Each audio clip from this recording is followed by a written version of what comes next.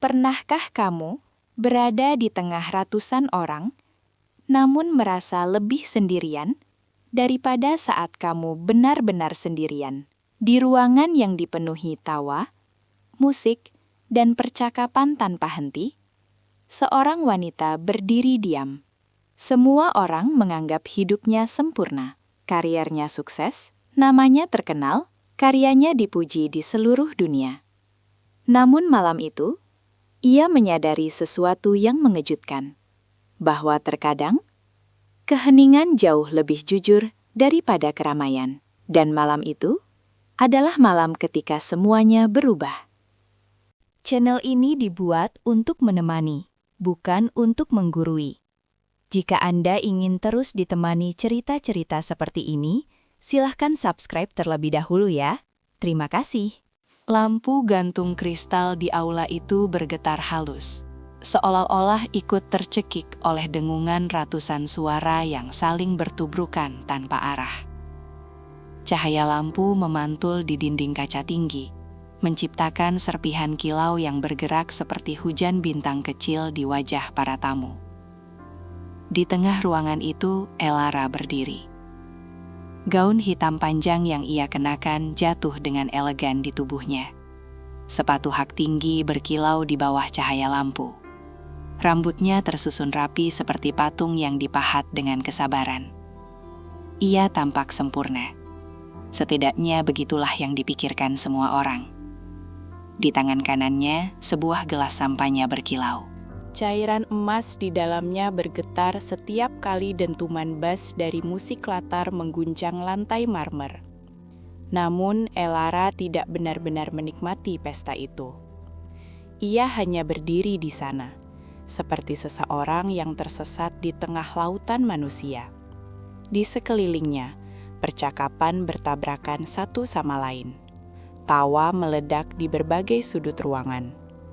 Orang-orang berbicara tentang investasi, tentang seni, tentang proyek besar, tentang kesuksesan. Namun semakin lama Elara berada di sana, semakin semua suara itu terasa seperti satu suara besar yang tidak memiliki arti. Bising, namun kosong. Seorang pria dengan tuxedo mahal mendekat. "Elara, saya baru saja melihat desain museum Anda di majalah arsitektur." Ia tersenyum lebar. "Sungguh luar biasa. Anda benar-benar mengubah cara kita memandang ruang." Elara tersenyum sopan. Senyum yang telah ia latih selama bertahun-tahun. Namun di dalam kepalanya, ia berpikir sesuatu yang sama sekali berbeda. Berapa banyak dari mereka yang benar-benar peduli pada arsitektur? Dan berapa banyak yang hanya ingin terlihat peduli? Pria itu terus berbicara tentang investor, tentang peluang kerjasama, tentang masa depan. Namun kata-katanya mulai terdengar jauh, seperti suara radio yang diputar di ruangan lain. Elara mengangguk beberapa kali, tertawa kecil di saat yang tepat. Namun pikirannya tidak lagi berada di ruangan itu. Ia melihat sekeliling. Ratusan orang berdiri dengan gelas di tangan. Tertawa, berbicara, berdebat. Namun ada sesuatu yang terasa aneh. Tidak ada yang benar-benar mendengarkan. Setiap orang hanya menunggu giliran untuk berbicara. Seolah-olah percakapan bukan lagi tentang berbagi pemikiran, melainkan tentang mempertahankan eksistensi, tentang membuktikan bahwa mereka penting. Dan tiba-tiba, sebuah pikiran sederhana muncul di kepala Elara. Keramaian seringkali hanyalah kesepian yang dipoles dengan cahaya lampu. Ia menatap pantulan dirinya di kaca jendela. Wajah yang terlihat di sana adalah wajah seorang wanita sukses. Namanya dikenal di dunia arsitektur internasional. Desainnya memenangkan penghargaan. Gedung-gedung rancangannya berdiri di berbagai kota besar. Majalah sering menulis tentang visinya. Namun tatapan matanya terlihat berbeda. Ada kelelahan di sana. Kelelahan yang tidak bisa disembunyikan oleh make up atau gaun mahal. Seseorang menepuk bahunya. Elara, Anda harus bertemu dengan kolektor ini. Ia mengangguk. Namun saat berjalan menuju kelompok tamu berikutnya, ia merasakan sesuatu yang aneh di dadanya. Sesak. Bukan karena ruangan itu penuh, namun karena pikirannya terasa terlalu penuh. Terlalu banyak suara, terlalu banyak ekspektasi, terlalu banyak orang. Ia meneguk sampahnya. Cairan dingin itu mengalir ke tenggorokannya, namun tidak memberikan kelegaan apapun. Ia justru merasa semakin kosong. Dan saat itulah, Elara menyadari sesuatu yang sulit diakui. Di tengah ratusan orang, ia merasa sangat sendirian. Kesepian di tengah keramaian memiliki rasa yang berbeda. Lebih dalam, lebih sunyi, lebih menyesakan. Karena secara teknis, Anda tidak sendirian. Namun tidak ada seorang pun yang benar-benar melihat Anda. Semua orang melihat citra Anda. Namun tidak ada yang melihat manusia di balik citra itu. Elara memandang ruangan sekali lagi. Lampu kristal, gaun mahal, musik elegan. Semua tampak indah. Namun ia tiba-tiba merasa seperti sedang berdiri di dalam panggung teater, di mana semua orang memainkan peran. Pengusaha sukses, kritikus seni, investor, sosialita. Semua orang memainkan karakter. Namun hampir tidak ada yang benar-benar menjadi dirinya sendiri, termasuk dirinya. Dan pemikiran itu terasa seperti beban yang tiba-tiba jatuh di dadanya. Berapa lama ia telah memainkan peran ini? Berapa lama ia tersenyum ketika sebenarnya ia ingin diam? Berapa lama ia berbicara ketika sebenarnya ia ingin pergi? Ia melihat gelas sampahnya. Cairan emas di dalamnya bergetar, seperti pikirannya. Dan tanpa berkata apapun, Elara meletakkan gelas itu di nampan pelayan yang lewat. Kemudian ia berjalan menuju pintu keluar aula. Langkahnya pelan, namun terasa seperti sebuah keputusan besar. Tidak ada yang memperhatikannya pergi. Itulah ironi pesta seperti ini. Semua orang ingin terlihat, namun tidak ada yang benar-benar melihat. Pintu aula terbuka. Udara malam menyentuh wajahnya. Dingin, segar, jujur. Elara menarik napas panjang. Dan untuk pertama kalinya malam itu, paru-parunya terasa benar-benar penuh. Di belakangnya, musik dan tawa masih terdengar samar. Namun setiap langkah yang ia ambil menjauh dari gedung itu, membuat suara-suara itu semakin kecil. Sampai akhirnya, menghilang. Yang tersisa hanyalah malam, lampu kota, dan keheningan. Elara berjalan menuju mobilnya. Langkah tumitnya menciptakan ritme pelan di trotoar. Tok, tok, tok. Suara sederhana itu terasa lebih nyata daripada semua percakapan di dalam pesta tadi. Ia membuka pintu mobil, duduk di kursi pengemudi, dan menutup pintu dengan pelan. Tiba-tiba dunia menjadi sunyi. Tidak ada musik, tidak ada percakapan. Hanya detak jam di dashboard. Tik, tik, tik.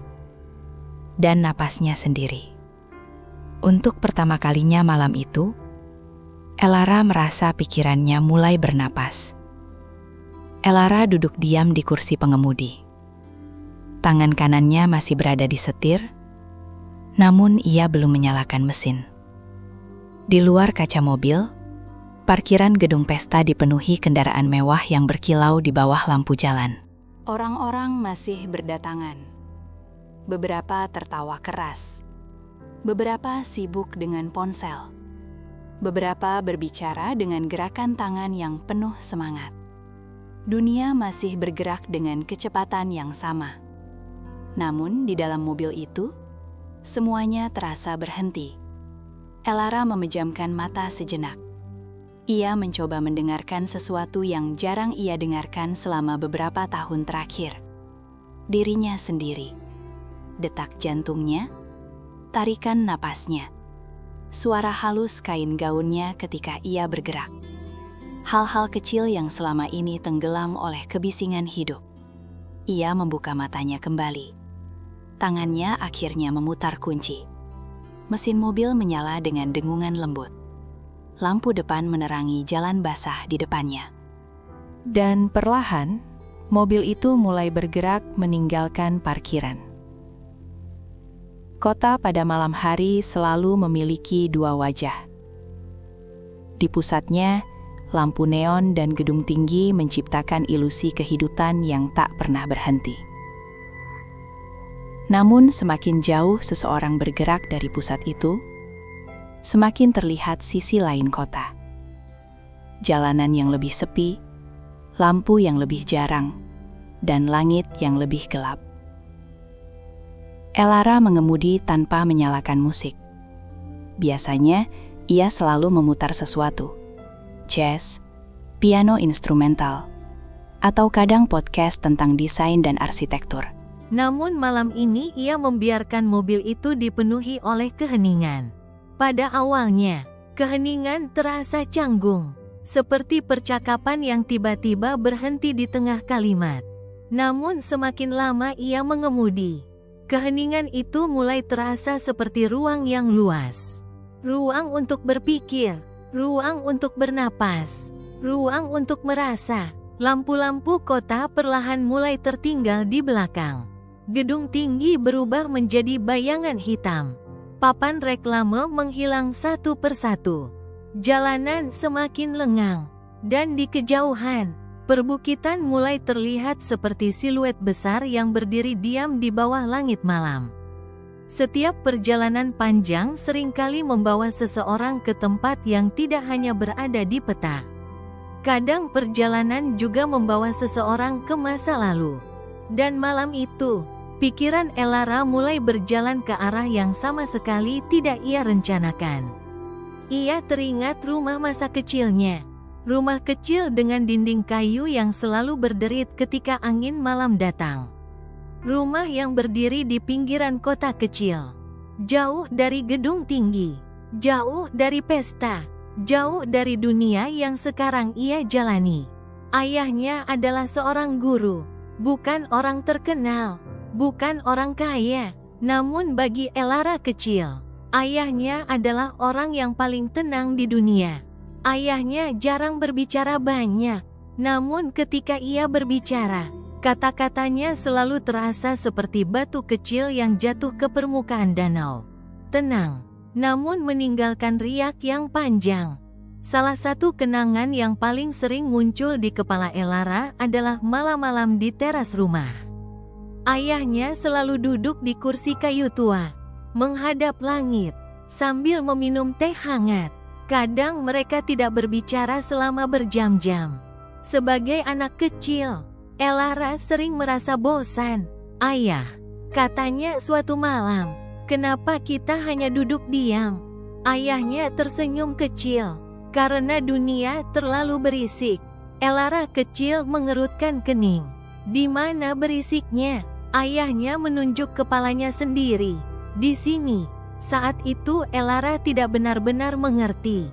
Bagaimana mungkin kepala bisa lebih berisik daripada pasar atau jalan raya. Namun sekarang, ketika mobilnya melaju di jalan yang gelap, ia mulai memahami maksud ayahnya. Lampu mobil menyapu pepohonan di sisi jalan. Daun-daun bergerak pelan tertiup angin malam. Sesekali bayangan mereka jatuh di kaca depan seperti tangan-tangan gelap yang melambai. Elara mengurangi kecepatan mobil. Jalan mulai menanjak. Ini adalah jalan menuju rumahnya di lereng bukit. Rumah yang ia beli beberapa tahun lalu. Awalnya ia membeli tempat itu hanya sebagai tempat istirahat. Tempat untuk melarikan diri dari kota ketika pekerjaan terasa terlalu berat. Namun seiring waktu, rumah itu menjadi sesuatu yang lebih dari sekadar tempat tinggal. Rumah itu menjadi satu-satunya tempat di mana ia bisa benar-benar diam. Ia melewati tikungan tajam. Lampu kota sekarang terlihat jauh di bawah. Seperti lautan kecil yang dipenuhi bintang-bintang buatan manusia. Dari kejauhan, kota itu terlihat indah, tenang, bahkan damai. Namun Elara tahu bahwa di balik cahaya-cahaya itu, ribuan pikiran manusia sedang berputar tanpa henti.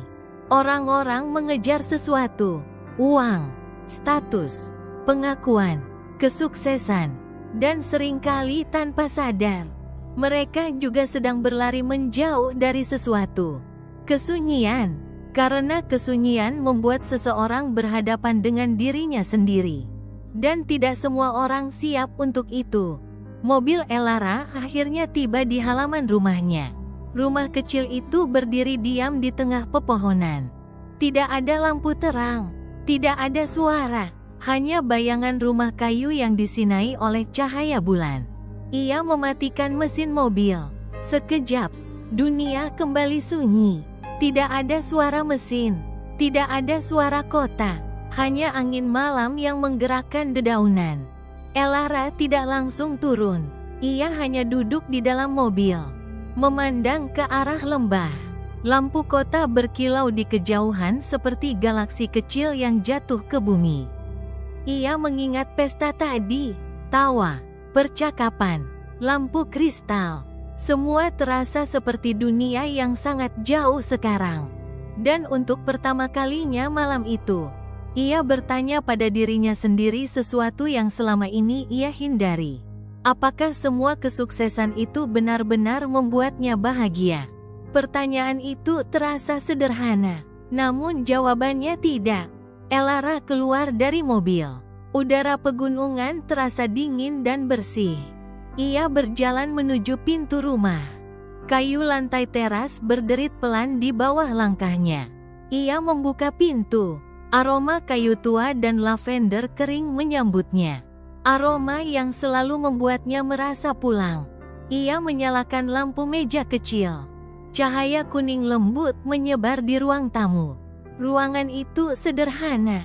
Sofa, meja kayu, rak buku, dan jendela besar yang menghadap lembah. Namun justru kesederhanaan itu yang membuat tempat ini terasa hidup. Elara melepaskan sepatu hak tingginya.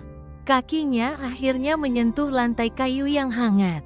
Ia berjalan menuju jendela. Di luar sana, langit malam terbentang luas. Bintang-bintang terlihat jelas. Hal yang hampir tidak pernah bisa ia lihat dari pusat kota. Ia berdiri di sana beberapa lama. Diam. Dan dalam diam itu, ia merasakan sesuatu yang perlahan kembali. Ketenteraman. Di kota, setiap menit terasa seperti perlombaan. Semua orang bergerak cepat. Semua orang berbicara cepat. Semua orang berpikir tentang langkah berikutnya. Namun di tempat ini, waktu bergerak dengan cara yang berbeda. Lebih lambat, lebih tenang, lebih jujur. Elara menyadari sesuatu yang aneh. Selama bertahun-tahun ia merancang bangunan besar untuk orang lain. Museum, galeri, gedung perkantoran. Namun bangunan yang paling ia butuhkan selama ini adalah ruang kecil seperti ini. Ruang yang dipenuhi oleh keheningan. Ruang yang tidak meminta apapun darinya. Ia duduk di sofa, menarik napas panjang. Dan untuk pertama kalinya malam itu, ia membiarkan pikirannya benar-benar diam. Namun justru dalam keheningan itu, sebuah kesadaran kecil mulai muncul. Kesadaran yang perlahan tumbuh seperti cahaya fajar. Bahwa selama ini, ia mungkin telah menghabiskan terlalu banyak waktu membangun dunia luar. namun terlalu sedikit waktu untuk memahami dunia di dalam dirinya.